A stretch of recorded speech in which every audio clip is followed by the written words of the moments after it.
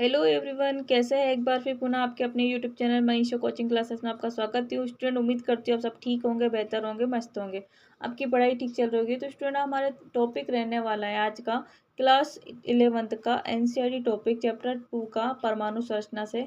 हमारा टॉपिक रहने वाला थॉमसन का परमाणु मॉडल। तो स्टूडेंट, थॉमसन का परमाणु मॉडल क्या होता है? सन 1898। कब? सन 1898 में जे थॉमसन ने बताया। किसने?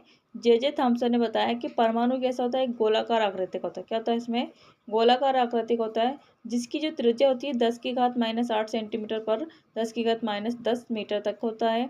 जिसमें जो धन आवेश समान रूप से, ये धन आवेश बीच में दे रखा है, ये वाइट वाइट ये धन आवेश इसमें समान रूप से क्या होता है? इसमें उपस्थित होता है। ऐसे क्या होता है? समान रूप से इसमें उपस्थित होता है।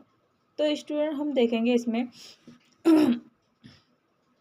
धन आवेश समान रूप से वितरित होता है, जिसमें इलेक्ट्रॉन के बीच में क्या होता है? ये गुथे रहते हैं। क्या होते हैं? इलेक्ट्रॉन के बीच में इस टाइप से ये गुथे रहते हैं।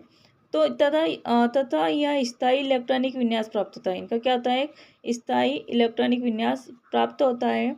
अगर स्टूडेंट में इसमें बात करूँ, ये चित्र जो दे रखा है आपका, क्या दे रखा है? चित्र दे रखा है। इस चित्र में इलेक्ट्रॉन की संख्या संपूर्ण आवेश को उदासीन करने के लिए पर्याप्त होती है। इस पर संपूर्ण आवेश को उदासीन करने के लिए पर्याप्त होती है। और इस मॉडल में अनेक नाम दिए गए। इस मॉडल के क्या दिए गए? अनेक नाम दिए गए। और उन्होंने बताया कि इस मॉडल की तुलना किससे की? तरबूज के बीज से। तरबूज से किससे की? इस मॉडल की तुलना किससे की?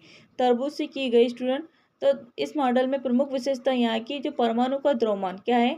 परमाणु का द्रव्यमान संपूर्ण परमाणु या संपूर्ण एक समान वितरित है। संपूर्ण परमाणु में क्या है? एक समान वितरित है, ऐसा माना गया है। क्या गया है? इसको काल्पनिक रूप से माना गया। बट इसके बावजूद भी क्या हुआ? थॉमसन के मॉडल के दो तथ्य को स्पष्ट नहीं कर पाया। पहला तथ्य ये है कि परमाणु का द्रव्यमान सर्वत्र बराबर है। क्या है? सर्वत्र बराबर है, मात्र वितरित है। क्या है? सर्वत्र में बराबर क्या है? वितरित है, मात्रा में वितरित है। यहाँ पे जो धन चार्ज समान सर्वत्र रूप से क्या है? वितरित है, समान रूप से। ये जो आपका थॉमसन ने दिया, इसका ठीक से वो स्पष्ट नहीं कर पाया। सेकंड पॉइंट बताया कि परमाणु की जो विद्युत उदासीनता क्या है? परमाणु की जो विद्युत उदासीनता है उनको, किंतु यह रदरफोर्ड पर अल्फा किरण क्या है? इस रदरफोर्ड पर अल्फा किरण का प्रकीर्णन प्रयोग के परिणाम की व्याख्या नहीं कर पाए। कौन? J Thomson. तो स्टूडेंट, ये दो चीजें दे रखी इसके, इस थॉमसन के मॉडल के तथ्यों को स्पष्ट नहीं कर पाया है कि द्रव्यमान सर्वत्र बराबर मात्रा में वितरित है, एक तो पहला। और दूसरा है कि विद्युत उदासीन है, किंतु रदरफोर्ड के अल्फा किरण प्रकीर्णन प्रयोग के परिणाम की व्याख्या नहीं कर सका। कौन? J Thomson. तो यही दो इसकी कमी रही है। और जे थॉमसन का जब देखते हैं, इसको कैसा क्या दे रखा है कि सन 1898 में और जे थॉमसन ने बताया है कि परमाणु की आकृति गोलाकार आकृति होती है, और जहाँ पर क्या है? धनावेश विद्यमान रहते हैं, ये वितरित रहते हैं, समान रूप से वितरित रहते हैं। आपको दिख रहा होगा परमाणु कैसा है? गोलाकार आकृति का है, जिसमें जो धनावेश समान रूप से वितरित रहते हैं, और जिसमें जो इलेक्ट्रॉन होते हैं वो क्या होते हैं? गुथे हुए रहते हैं। जिसकी तुलना किससे की गई? तरबूज के बीज से की गई, तरबूज से किया गया।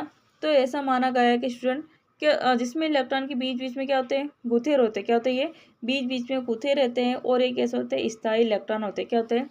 स्थान इलेक्ट्रॉनिक विन्यास रखते हैं, और इलेक्ट्रॉनों की संख्या संपूर्ण धनावेश को उदासीन करने के लिए पर्याप्त होती है। और इस मॉडल के प्रस्तुत तुलना तरबूज के बीज से की गई, जिसे तरबूज का मॉडल भी कहते हैं। इसे हम तरबूज का मॉडल भी कहते हैं, या इसे प्लाज्मा पुंडिक मॉडल के नाम से भी जाना जाता है। स्टूडेंट, तो इसकी जो कमी रही थी वो आपको, आई होप आपको क्लियर हुई कि जे थॉमसन ने क्या बतलाया। ठीक है स्टूडेंट, आगे की क्लास देखने के लिए चैनल को लाइक सब्सक्राइब कर लीजिए। आपका अपना YouTube channel Manisha coaching classes